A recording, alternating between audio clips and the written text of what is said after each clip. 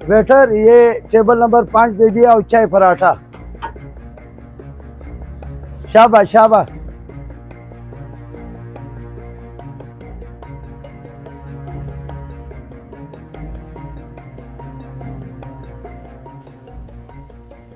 रशीद भाई पराठा तो बड़ा जबरदस्त है यार, लेकिन हमने इसके पैसे नहीं देने। खा खा। यार तू पराठे की बात कर रहा था लेकिन चाय भी लजीज है, और तू ऐसा क्या करेगा कि हमें पैसे नहीं देने पड़ेंगे? ओए वेटर इधर आ, मेरी बात सुन इधर आ।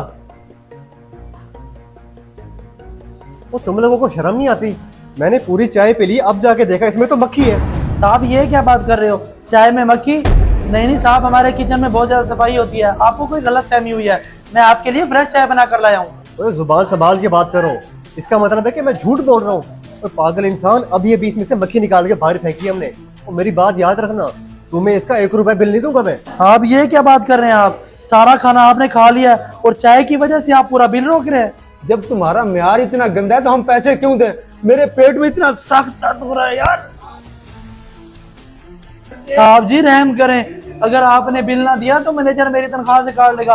मैं पहले ही बहुत मुश्किल हालात से गुजर रहा हूँ। रशीद भाई हौसला रखिए, मैं डॉक्टर के पास आपको लेके जाता हूँ। और हाँ, तुम्हें ज्यादा बहस करने की जरूरत नहीं हमारे साथ, बल्कि मैं तुम्हारे मैनेजर को शिकायत करता हूँ। उठिए रशीद भाई, चलें।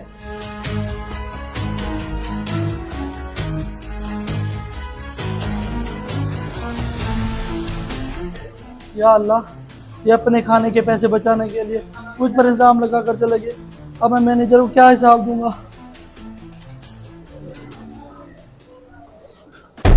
भाई इधर आओ, टेबल नंबर 5 वाले बिल नहीं दे के गए, उसकी क्या वजह है? मैनेजर साहब, उन्होंने मुझ पर इल्जाम लगाया कि चाय में मक्खी थी। मैंने उन्हें रोकने की कोशिश की लेकिन वो शोर मचा के निकल गए। मुझे बहाने नहीं चाहिए, अगर चाय में मक्खी थी तो इसमें तुम्हारा कसूर है।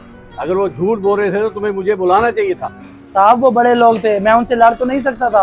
उन्होंने जानबूझ के चाय में मक्खी डाली ताकि बिल ना देना पड़े। मैं कुछ नहीं जानता, तुम्हारी तनख्वाह में से मैं 2000 रुपये काटूंगा और कल से नौकरी पे नहीं आना।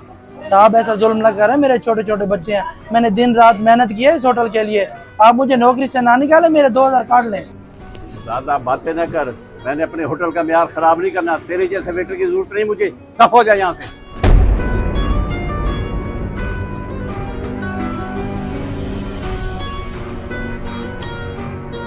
हाँ रशीद, सुना तुझे कहा था ना कि चाय भी पियेंगे, पराठा भी खाएंगे और बिल नहीं देंगे। कैसे उल्लू बनाया होटल वाले को। मान गया हूँ जमशेद, तुझे उस्ताद मान गया हूँ। वैसे उसकी शक्ल देखकर मुझे बहुत तरस आ रहा था। ओ मेरे भाई, तरस किस बात का? और जिंदगी में कभी कभी ऐसे एडवेंचर करने चाहिए। आज कैसे फिर मजा आया? तू बस मेरे साथ चला कर, तुझे मुफ्त का खाना खिलाऊंगा, मुफ्त का। उस वक्त मैंने तेरा साथ तो दे दिया, लेकिन उसकी बेबसी अभी तक मुझे सता रही है। लेकिन ये सोच ले, गरीब की बददुआ कभी पीछा नहीं छोड़ती, और मेरे तो अभी से पेट में दर्द होना शुरू हो गया है। वाह रशीद भाई वाह, अब तू मेरे सामने भी एक्टिंग करके दिखाएगा। भाई तुझे भी मान गया हूँ वैसे मैं, लगता हो तो ऐसे जैसे यूट्यूब की वीडियो में एक्टिंग करता रह गया हो तू। चल अब टाइम वेस्ट ना कर, आजा।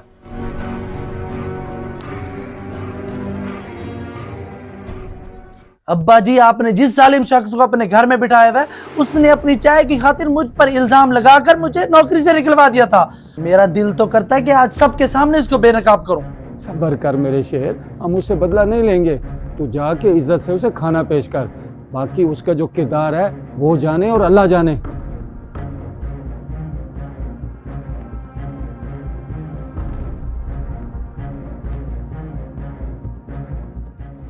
साहब जी, आपने हमारे घर का खाना तो खा लिया है, उम्मीद है कि आज आपको हमारे घर के साफ खाने में मक्खी नजर नहीं आई होगी। मक्खी?